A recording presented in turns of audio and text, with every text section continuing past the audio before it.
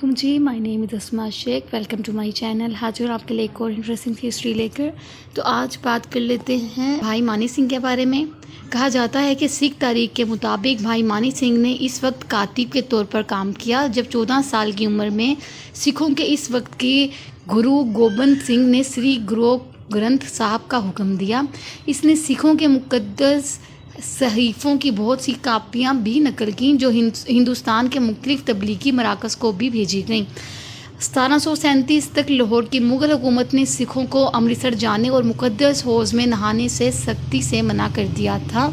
इस पाबंदी को दूर करने के लिए भाई मानी सिंह ने गवर्नर ज़िक्रिया खान से गोल्डन टेम्पल में दिवाली का त्यौहार मुनक्किद करने की इजाज़त की अपील की। ये इजाज़त गवर्नर को 5,000 रुपये की अदायगी पर दी गई। भाई मानी सिंह को यकीन था कि वो इन पेश कोशिशों में से रकम अदा कर सकेंगे जो सिखों को आने की दावत दी गई थी।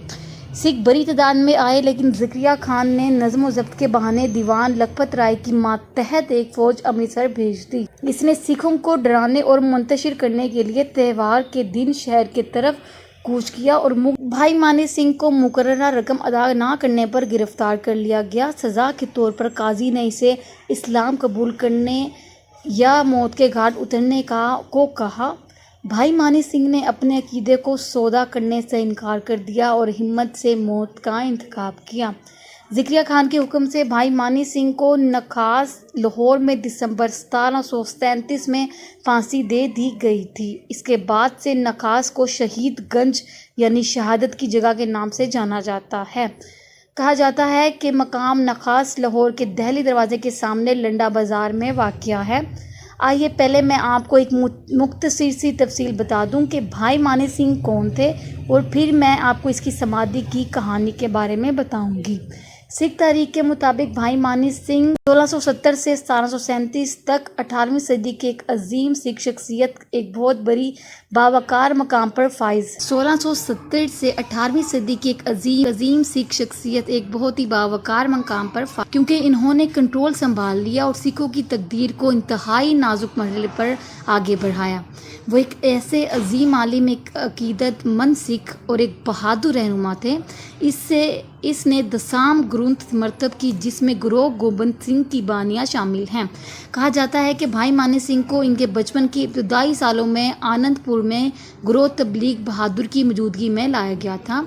वो गुरु के अपने बेटे गोबिंद राय जैसी उम्र का नहीं था। गुरु के तौर पर मजहबी नशिस्त पर चढ़ने के बाद भी मानी सिंह इनकी सोबत में रहे। मानी सिंह गुरु के साथ पावंटा की तन्हाई में गए, जहां गुरु गोबिंद सिंह ने अदबी काम के लिए दिए गए बड़े हिस्सों में तकरीबन 3 साल गुजारे।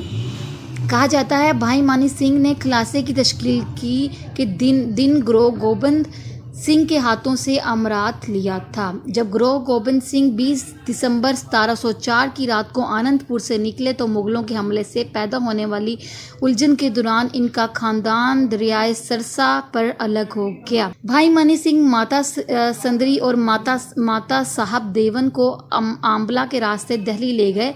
सिख तारीख के मुताबिक 1706 में भाई मानी सिंह ने गुरु गोबिंद सिंह की बीवी माता संदरी को तलूंदी सबू ले गए, जहां गुरु क़याम पजीर थे। वहीं इसे अपने 4 बेटे और उनकी दादी की शहादत का इल्म हुआ।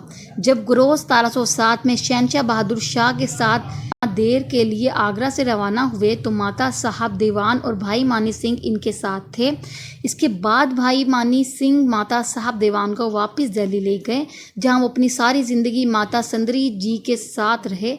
माता संदरी को इस मुसीबत का इल्म हुआ जो सिखों के खलासा और बंदाई खलासा के फौजी धड़ों के दरमियान चल रही थी। इसने भाई मानी सिंह को हरमिंदर साहब का ग्रांथी मुकर्रर किया और इसे गोबिंद सिंह के मामा करपाल सिंह के साथ अमृतसर भेज दिया। 1721 में अमृतसर पहुंचने पर भाई मानी सिंह ने खलासे के दरमियान अमन बहाल किया और हरमिंदर साहब की मामूलात को तरतीब दिया। मुगलों ने सिखों और अमृतसर जाने की इजाज़त देने के लिए कुछ रकम का मुतालबा किया जो भाई मानी सिंह अदा ना कर सके। इसके नतीजे में एक भयानक फांसी की सूरत में एक भाई मानी सिंह को फांसी हुई, जिसमें भाई मानी सिंह के जलाद को हुक्म दिया गया कि वो भाई मानी सिंह के जिस्म का अज्जा से शुरू करे। वो भाई मानी सिंह के जिस्म को अज्जा से शुरू करके जोर के टुकड़े कर दे।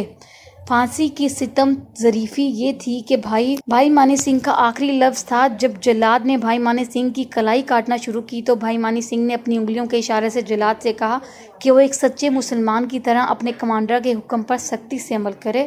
رکاوٹ سے بہت پریشان جلاد اور محافظوں نے عظیم شہید سے پوچھا کہ آپ کا کیا مطلب ہے؟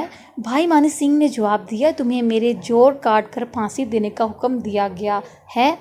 کیا تم بھول گئے ہو کہ میرے جوڑ میری انگلیوں سے شروع ہوتے ہیں؟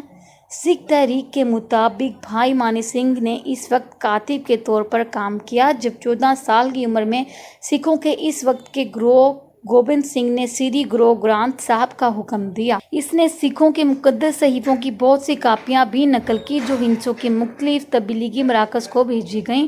انہوں نے سکھوں کو گربانی پڑھنا اور اس کا فلسفہ بھی سکھایا۔ بھائی مانی سنگھ گرو گوبند کی گربانی کو جمع کرنے اور اسے 10 گرنتھ یعنی کہ 10ویں گروہ کی کتاب کی شکل میں مرتب کرنے کی ذمہ دار تھے۔ گرو نانک کی زندگی میں پھیلایا۔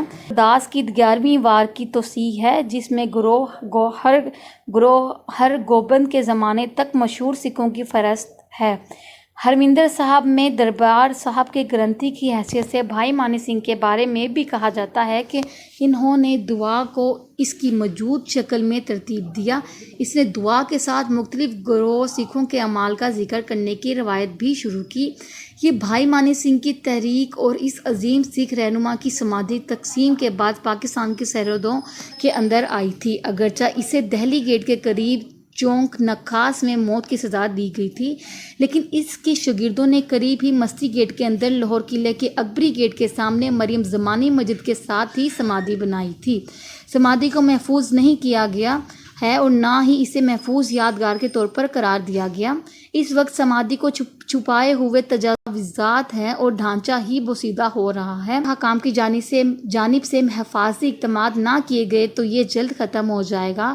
ورثے کا کوئی مذہب نہیں ہوتا۔ جو کچھ پاکستان میں آیا وہ اب ہمارا ہے اور ہمیں کسی نہ کسی کی طرح اس کی حفاظت کرنی ہوگی۔ ہمیں مذہبی سیاحت کو فروغ دینے کے لیے ان مقامات کو بحال کرنے کی ضرورت ہے جو پاکستان میں کسی نہ کسی طرح تیزی سے بڑھ رہی ہے۔